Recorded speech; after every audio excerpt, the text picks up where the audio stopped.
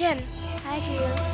Hi everyone. Hi everyone. So today we're going to explain about Multiple intelligences and also about kinesthetic learner.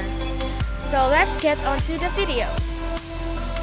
So here's Howard Gardner's multiple intelligences. The theory of multiple intelligence, proposed by Howard Gardner in his 1983 book Frames of Mind, The Theory of Multiple Intelligences. These multiple intelligences are logical, visual, musical, intrapersonal, kinesthetic, interpersonal, naturalistic, and linguistic.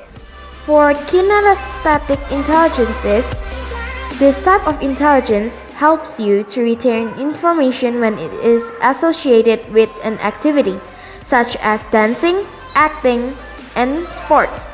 Relating what you are trying to learn to one of these activities will help you retain information and gain understanding. So here are the results from all grade 9. Most of the students are musical, which is about 29%, and then followed by logical, which is 18%, and then kinesthetic for 16%. Interpersonal and verbal has the same percentage, which is 7%. Then 5% for naturalistic, and least amount is visual, which is only 4%.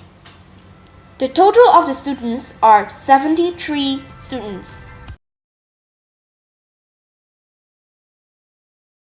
And here's the multiple intelligence interview result from grade 9.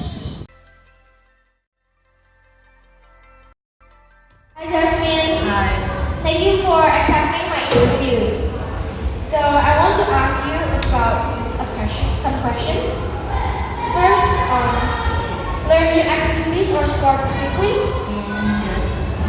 If yes, what is the example of the sport that you learn quickly? Basketball.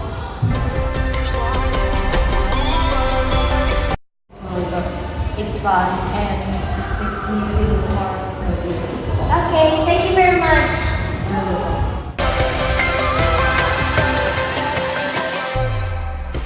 Hi Alicia. So I'm going to ask you some questions. Are you okay with that? So first, enjoy exercising before studying. So what exercise do you usually do? I usually walk around. Does it help? How does it help you?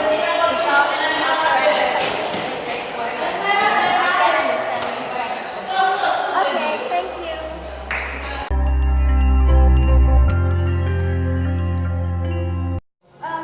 So I'm going to ask you some questions. Are you okay with that? Okay. Run, swims, or other activities without getting tired? Yes, I usually do that. For how many hours do you usually doing the exercise? I think one day for 4 hours. So what exercise do you usually do for that long?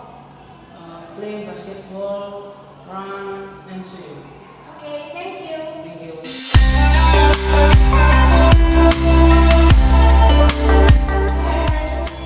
So today I'm going to ask you a few questions. Are you okay with that? Okay. So first, do you use body gesture to talk to friends? No, So what do you do?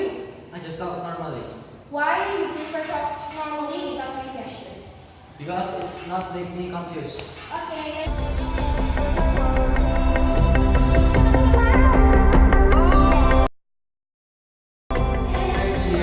Thank you for volunteering to be interviewed.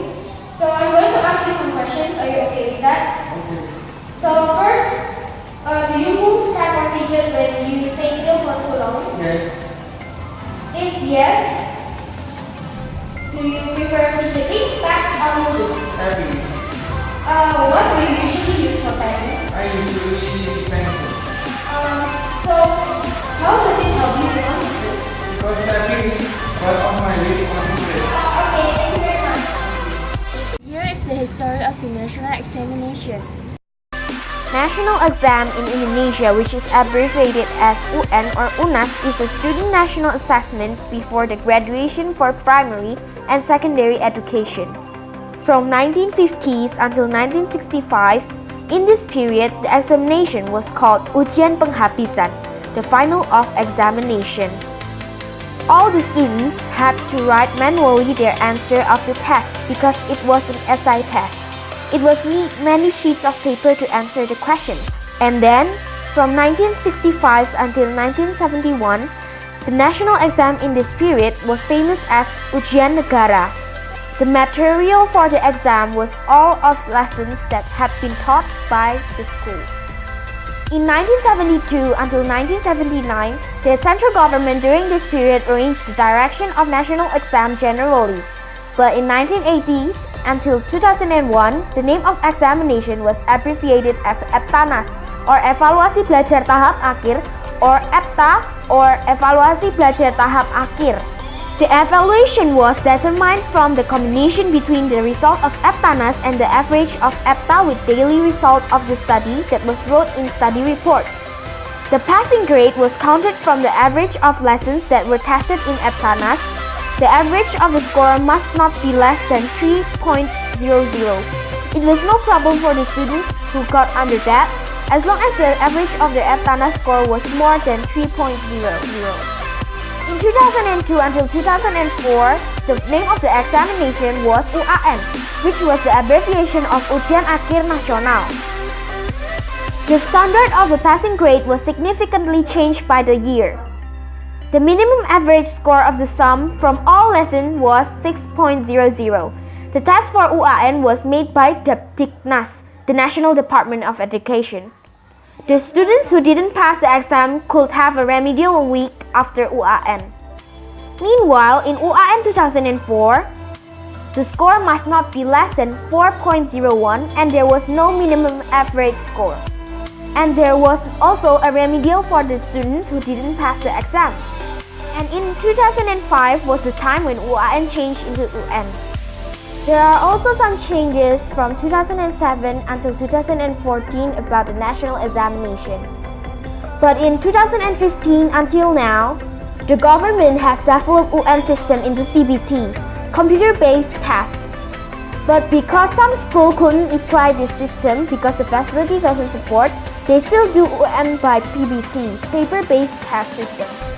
But the government is on the way to improve the facility of the schools. From 2007 until 2014, there are still some changes to the national examination. But from 2015 until now, the government has developed UN system into computer-based tests. But some of the schools doesn't support the facilities, so they are still doing the PBT, which is the paper-based test. But the government is on the way to improve the facility of the schools in Indonesia. So there you have it. There are some of the history of the national examination in Indonesia. Also interviewed some of the senior high students about their opinion of the national examination. So here it is. Guess you could score during your last examination? Yes, What did you do to prepare the exam? I studied before the exam. What are the tips for you to study faster? For me, I take notes of what important from the section that I'm studying. For example, for science, I'm making notes of the subjects so that it can help me to study. Thank you.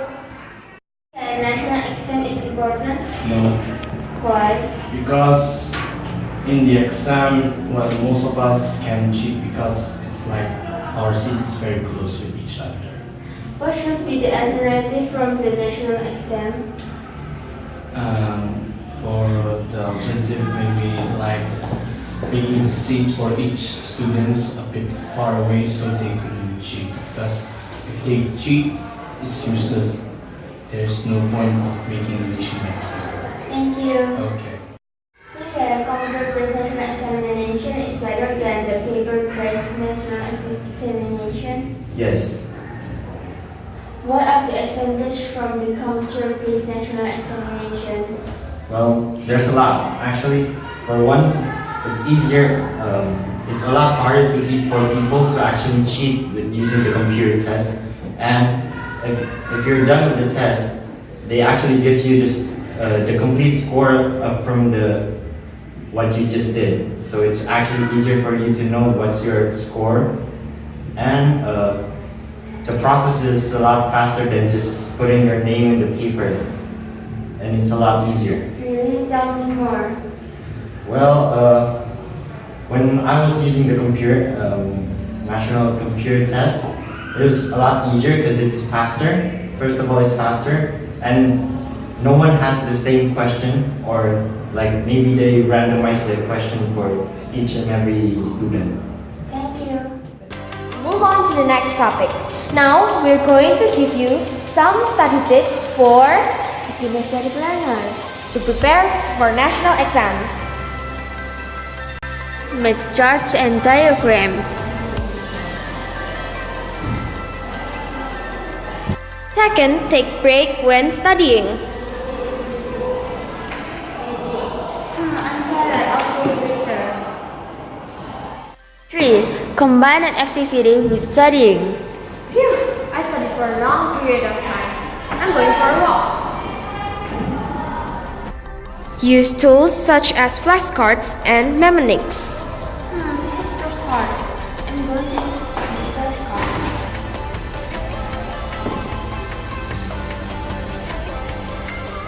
5. Keep your hand busy while studying. That's all it. Thank you for watching our video.